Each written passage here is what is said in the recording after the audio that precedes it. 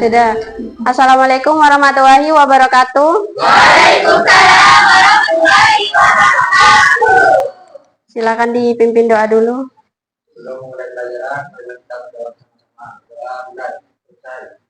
Sudah. Saya absen ya. Aisyah IA.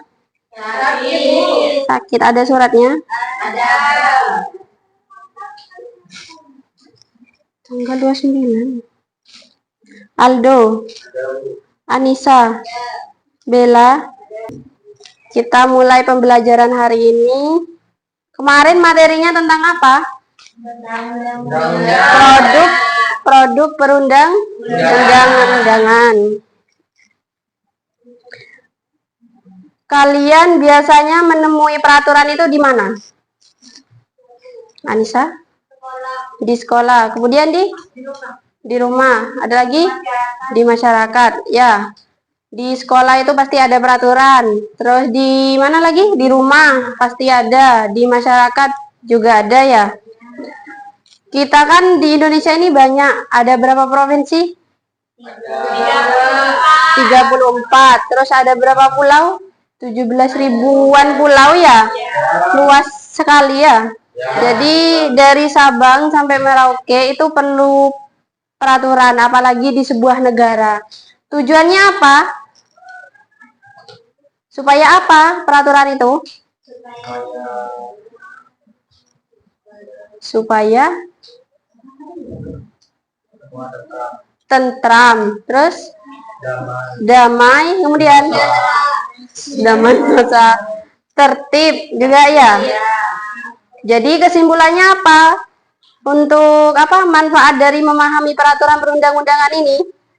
Ya, Bella. 1. Taat hukum. 2. Melindungi hak dan kewajiban. 3. Menghindari pelanggaran. 4. Aktif dalam kehidupan bernegara. 5. Menjaga keadilan dan ketertiban. Yang pertama ada taat hukum, terus kemudian melindungi hak dan kewajiban. Melindungi hak dan kewajiban setiap manusia. Yang ketiga ada menghindari pelanggaran, harus disiplin. Terus aktif dalam kehidupan bernegara. Contohnya apa? Salah satu contohnya ada? Iya, contohnya apa? Ikut serta upacara. Terus kemudian apa yang terakhir? Menjaga keadilan dan ketertiban. Jadi materi hari ini masuk ke pertemuan kedua ya, yang ini.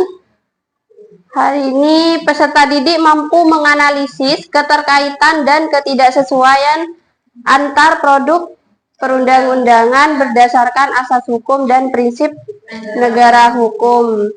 Di pertemuan sebelumnya masih ingat piramida perundang-undangan? Masih. Ada yang mau jawab? Ya. Yang pertama ada undang-undang. Ya. Perpu dulu apa PP dulu? PP dulu, baru Perpu, terus kemudian ya daerah provinsi. Siapa yang menetapkan PP? Peraturan pemerintah. Siapa? Presiden. Kalau untuk peraturan paling bawah? Paling bawah?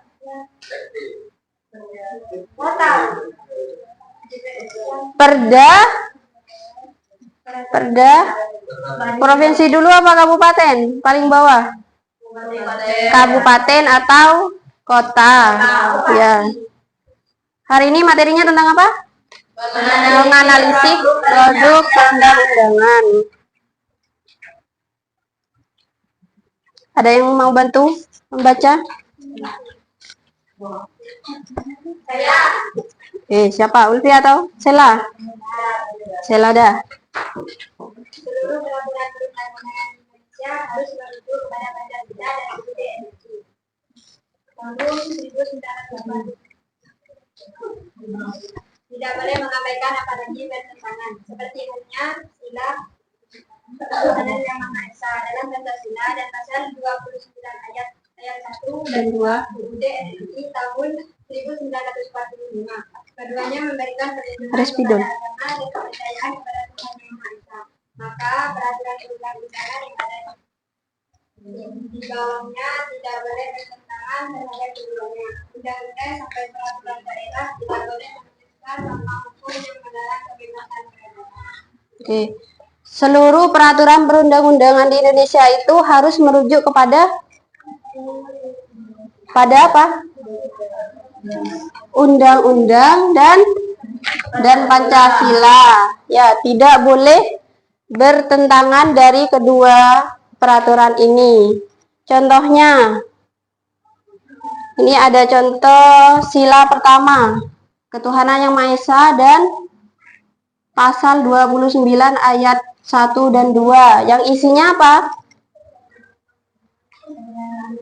Memberikan perlindungan kepada Maha Esa. Jadi isinya itu sama-sama memberikan perlindungan kepada agama dan kepercayaan kepada Tuhan yang Maha Esa. Kalau misalkan antara ini ada yang bertentangan, itu bisa digugat, gitu ya. Terus yang kedua, ada yang bantu baca? Ya. Kedua, peraturan perundang-undangan yang ada di bawah UUD NRI tahun 1945 juga harus merujuk pasal atau ayat yang ada dalam UUD NRI tahun 1945. Hal demikian berlaku secara hierarkis dalam urusan perundang-undangan, sehingga sebuah peraturan daerah misalnya bukan hanya harus merujuk kepada UUD NRI tahun 1945, tetapi harus pula merujuk kepada undang-undang atau peraturan pemerintah yang ada di atasnya, yang sejalur perihal yang diatur. Ya, jadi kesimpulannya untuk yang kedua ini, peraturan perundang-undangan harus, yang ada di bawah UUD itu harus merujuk pada pasal atau ayat yang ada dalam Undang-Undang 1945. Bagaimana hubungan seharusnya antara Pancasila dan Undang-Undang NRI tahun 1945 dengan peraturan perundang-undangan yang lain? Yang pertama,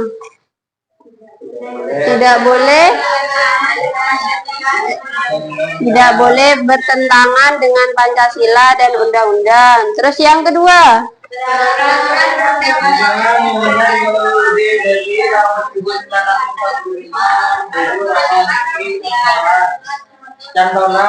harus merujuk contoh atau memiliki cantolan terhadap pasal yang ada di undang-undang. Yang ketiga, isinya harus ada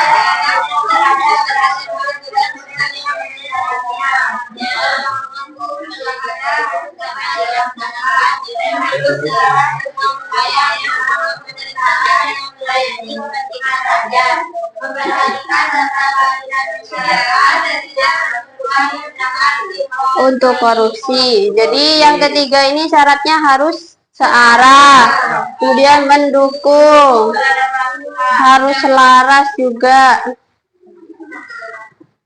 Gimana kalau misalkan di antara tiga ini ada yang tidak dipatuhi? Bisa digugat. Jadi alurnya, apabila peraturan berbentuk undang-undang, maka dapat digugat judicial review ke Mahkamah Konstitusi. Jadi kalau UU itu bentuknya UU, digugat oleh MK. Selain UU di bawahnya, misal PP, Perpres, Perda, itu digugatnya ke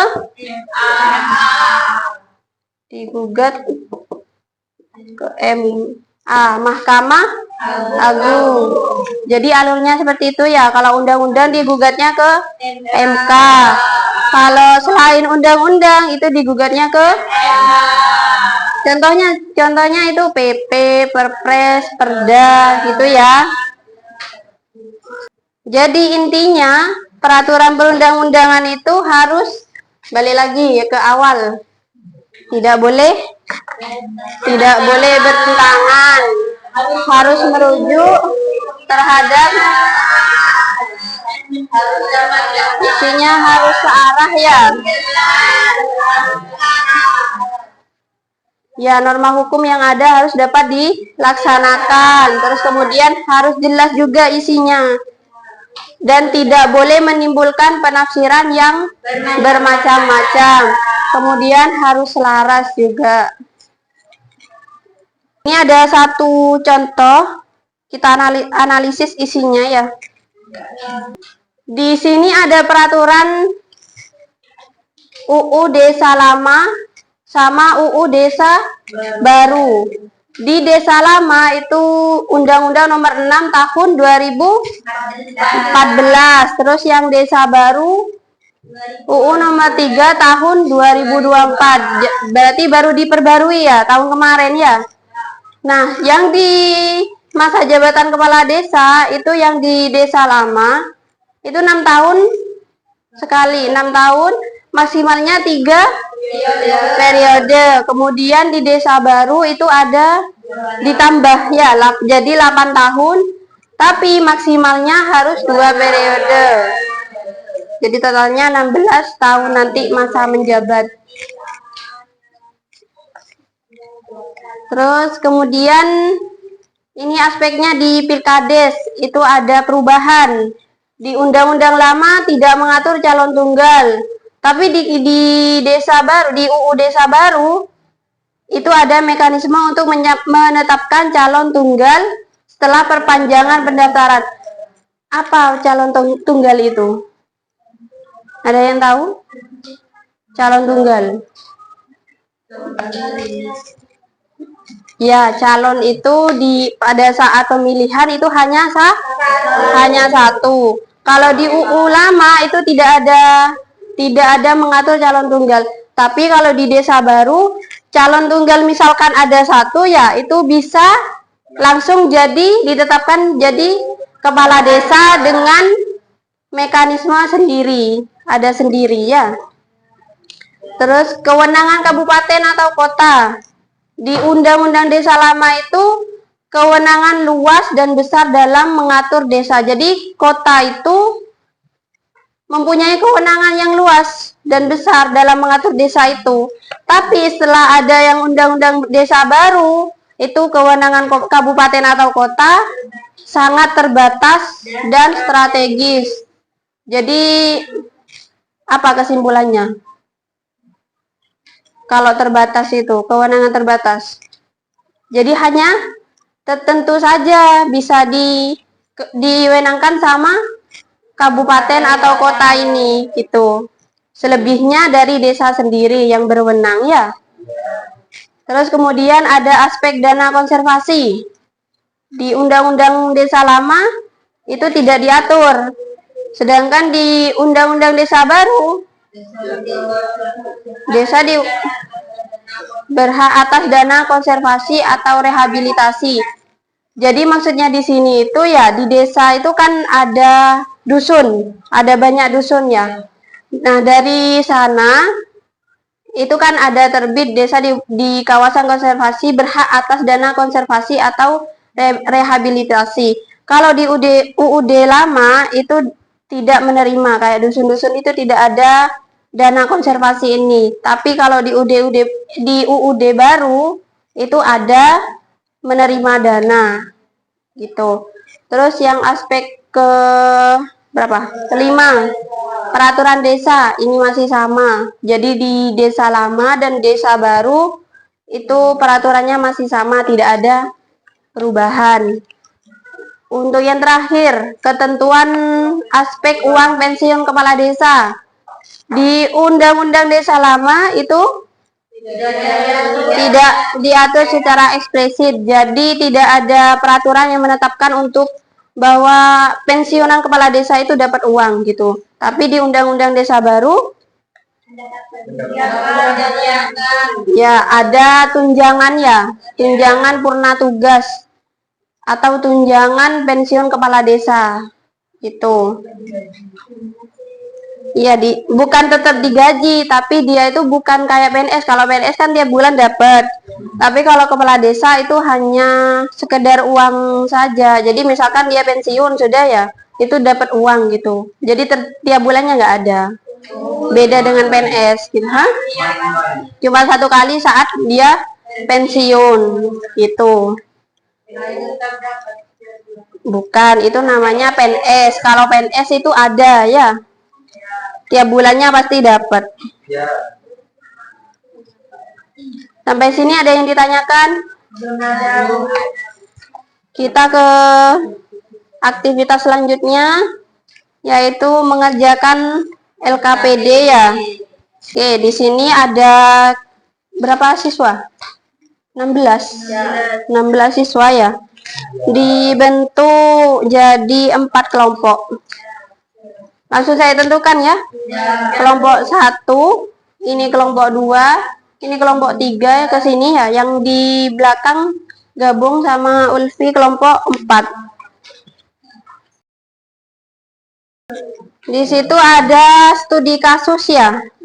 Ada produk hukum A dan produk hukum B.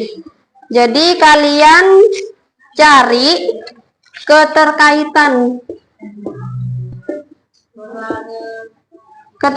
antara produk hukum A dan produk hukum B. Terus yang kedua, kalian cari ketidaksesuaiannya. Ketidaksesuaian. Kemudian yang ketiga, upaya apa yang dapat kalian lakukan? Sudah 3 ini ya. Kalau udah muat di lembar terakhir itu ada.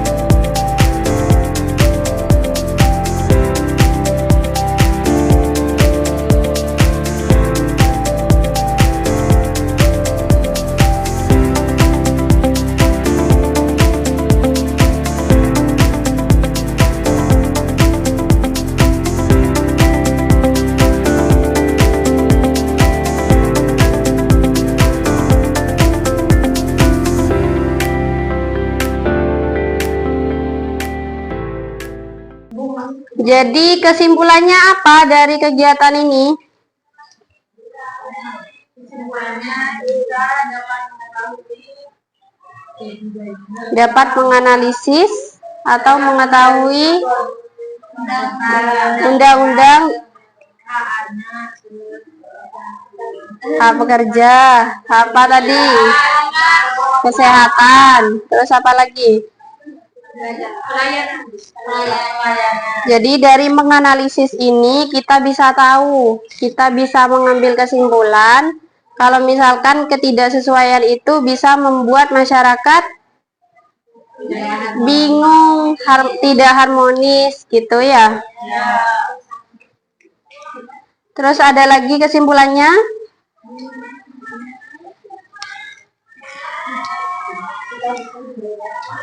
Syarat untuk perundang-undangan tadi apa? Produk hukum itu harus laras dan tidak bertentangan. Ya. Jadi supaya tidak kebingungan yang masyarakat di bawah. Dia itu mau mentaati peraturan yang produk A atau produk hukum yang B gitu. Jadi harus berkaitan berkaitan dengan produk hukum yang ada di atasnya, yaitu undang-undang dan Pancasila. Sampai sini mungkin ada yang ditanyakan? Tidak ada. Kalau kalian mau cari materinya, itu kalian bisa kunjungi Google Sheet-nya ya. Ya. Di situ lengkap, materi hari ini juga ada, materi sebelumnya juga ada. Silakan bisa dipelajari dari PPT-nya atau videonya. Mungkin cukup sekian pembelajaran hari ini, semoga bermanfaat untuk kalian ya. Amin. Saya akhiri, wassalamualaikum warahmatullahi wabarakatuh. Waalaikumsalam warahmatullahi wabarakatuh. Terima kasih, Bu Rima. Sama-sama. Ya.